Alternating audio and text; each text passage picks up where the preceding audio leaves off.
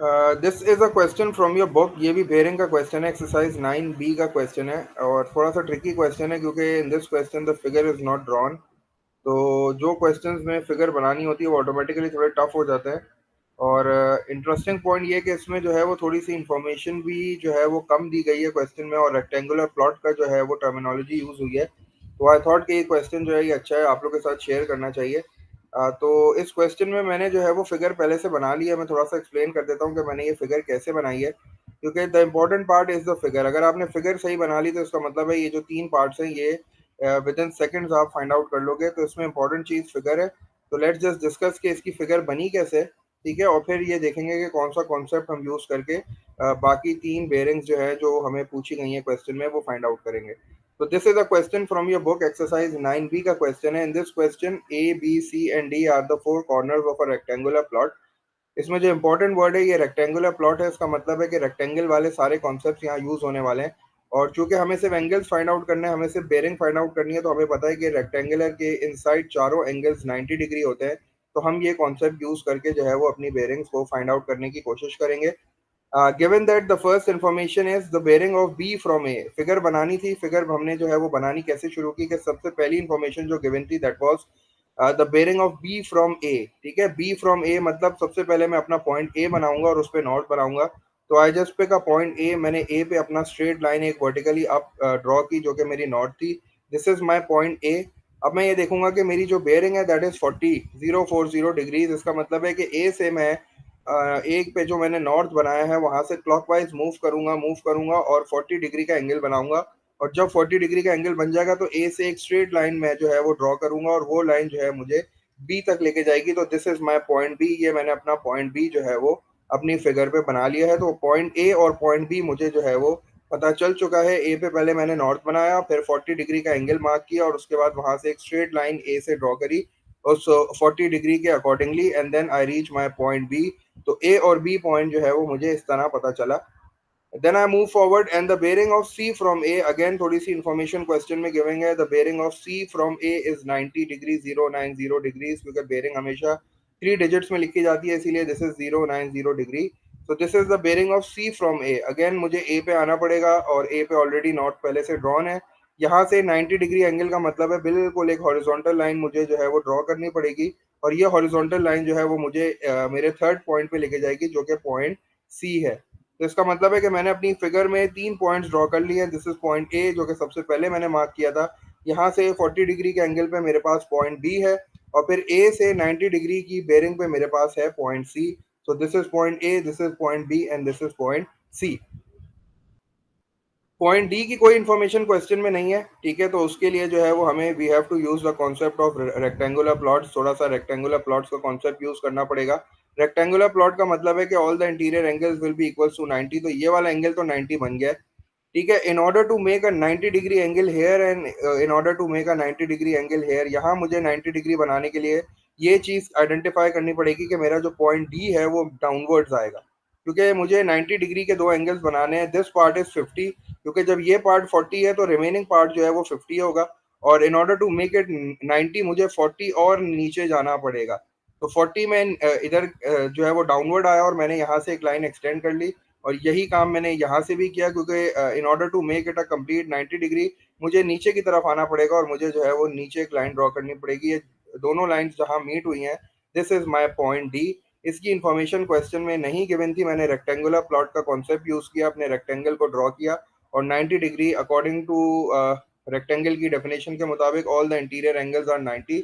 इस वजह से मुझे पता चला कि मेरा पॉइंट डी जो है वो नीचे की तरफ आएगा। तो मैंने अपनी फिगर कंप्लीट कर ली। This is a rectangular plot जिसमें चारों एंगल्स जो हैं वो ऑलमोस्ट 90 डिग्री के हैं। Now I am going forward with what I have to find out the bearing of B from C. In the first part again C C C, तीनों parts में from सी है, तो मैंने पहले ही जो है वो सी पे नॉट ड्रॉ कर लिया है। I will mark the bearing of part A. Part A में कह रहा है कि बी, इसका मतलब है I have to move in clockwise direction और मुझे वहां तक मूव करना है जब तक मैं पॉइंट बी तक ना पहुंच जाऊं। Will move in clockwise direction और मैं मूव करता हुआ जा रहा हूँ क्लॉकवाइज डायरेक्शन में। और I have to go to that line जो सी और बी को मिला रही है। तो सी और बी को लाइन मिलाने वाली ये वाली है, तो इसका मतलब है कि I need to find out this much angle. मुझे इतना बड़ा एंगल जो है वो फाइंड आउट करना है।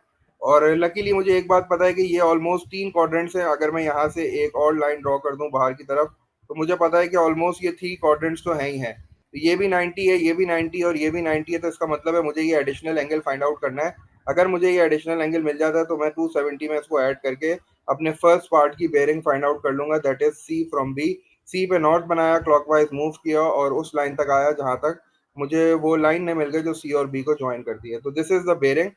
अच्छा, अब मैं क्या करूंगा कि since I know that this is rectangle, तो मैं यहाँ एक नॉट बनाता हूँ।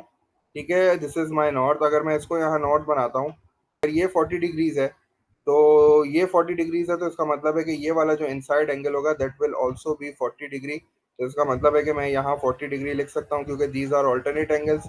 तो ऑल्टरनेट एंगल्स के अकॉर्डिंगली ये 40 है तो ये भी 40 हो गया, और since this complete angle is 90, तो ये रिमेनिंग पार्ट जो है ये 50 हो गया। तो इसी तरह मैं यही कॉन्सेप्ट जो है वो नीचे वाले पे भी यूज करने वाला हूँ। Again I have to horizontal lines, ये भी हॉरिजॉन्टल है, ये भी हॉरिजॉन्टल है। तो अगर ये वाला एंगल 50 है, तो इसका मतलब है कि ये वाला एंगल जो है वो डेफिनेटली 50 के बराबर होगा, क्योंकि ऑल्टरनेट एंगल्स हैं। तो अगर ये 40 हो, ये 50 हो गया, तो इसका मतलब है कि ये जो रिमेनिंग पार्ट है that will be equals to 40 degree, क्योंकि ये कंप्लीट एंगल 90 है, क्योंकि ये रेक्टेंगुलर प्लॉट है। तो इसी कॉन्सेप्ट से जो है वो मैंने अपना एंगल फाइंड आउट कर लिया, ये 40 है। इसका मतलब है कि पार्ट ए के लिए मुझे जो है वो 3 क्वाड्रेंट्स तो पता ही हैं। तो 3 क्वाड्रेंट्स का मतलब हो गया 270, और फिर एडिशनल एंगल जो है वो मैंने फाइंड आउट किया है 40। तो मैं 270 में 40 ऐड कर लूंगा, तो मेरे पास जो फर्स्ट पार्ट का आंसर आ जाएगा that will be equals to 310। ये रेक्टेंगुलर प्लॉट का वर्ड इसलिए बड़ा इंपॉर्टेंट था क्योंकि मुझे पता है कि all the inside angles are 90 degree. तो I just have to draw compass. मैंने कंपास बना के सिर्फ ऑल्टरनेट एंगल्स चेक करने हैं। अगर ये 40 है तो ये भी 40, और ये टोटल 90 है तो ये 40, तो ये 50, इसी तरह ये 50, तो ये आउटसाइड एंगल 50 हो जाएगा और फिर ये इनसाइड एंगल 40 हो जाएगा। सो this is the answer of the first part. Second part के लिए वो मुझसे कह रहा है ए फ्रॉम सी। ए फ्रॉम सी का मतलब है मुझे सी से नॉर्थ बनाया हुआ है मैंने, सी से मुझे मूव करना है क्लॉकवाइज डायरेक्शन में। मैं मूव करूंगा और मैं उस पॉइंट तक आऊंगा जहां तक मुझे वो लाइन नहीं मिल जाती जो ए और सी को ज्वाइन करी है। तो लकीली ये तो 3 क्वाड्रेंट्स हैं पूरे पूरे। ये तो तीन जो है वो तीनों क्वाड्रेंट्स हैं, तो इसका मतलब है कि इसका आंसर 270 आ जाएगा। मुझे इसको फाइंड आउट करने की जरूरत नहीं है, इसमें कुछ ऐड नहीं करना। तो 3 क्वाड्रेंट्स जो है वो 270 होते हैं, तो पार्ट बी का आंसर मेरे पास 270 आ गया। थर्ड क्वाड्रेंट के लिए again I have to find D from C. इसका मतलब है कि मुझे जो है वो वही दोबारा सी से मूव करना है, और मैं मूव करते करते कहाँ तक आऊंगा, वहां तक जहां तक वो लाइन ना मिल जाए जो मुझे डी तक मिलाती है। तो इसका मतलब है I need to find out this angle. Again ये 2 क्वाड्रेंट्स हैं कंप्लीट। इस एंगल में मेरे पास 2 कंप्लीट क्वाड्रेंट्स हैं। सिर्फ मुझे ये एक्स्ट्रा एंगल चाहिए, और इस एक्स्ट्रा एंगल के लिए मैं यही वाला कॉन्सेप्ट यूज करने वाला हूँ। मुझे पता है this complete angle is 90 degree. तो ये ऊपर वाला पार्ट अगर 40 है, तो नीचे वाला पार्ट जो है वो मेरे पास 50 होगा। और अगर ये 50 है, तो इसका मतलब है अगेन ये 90 है, तो ये वाला पार्ट जो है वो 40 हो जाएगा, क्योंकि मुझे पता है कि this is a complete 90 degree. यहाँ से लेके यहाँ तक जो है वो कंप्लीट 90 डिग्री है। तो इफ दिस पार्ट इज 50, तो ये वाला जो पार्ट होगा बाकी वाला ये 40 हो जाएगा। तो मुझे पता चल गया कि दिस इज 180 और एक्स्ट्रा पार्ट 40 है। तो इसका मतलब है I just have to add 180 और 40 to get the bearing of the last part, and the last part answer is 180 plus 40, that is equals to 220.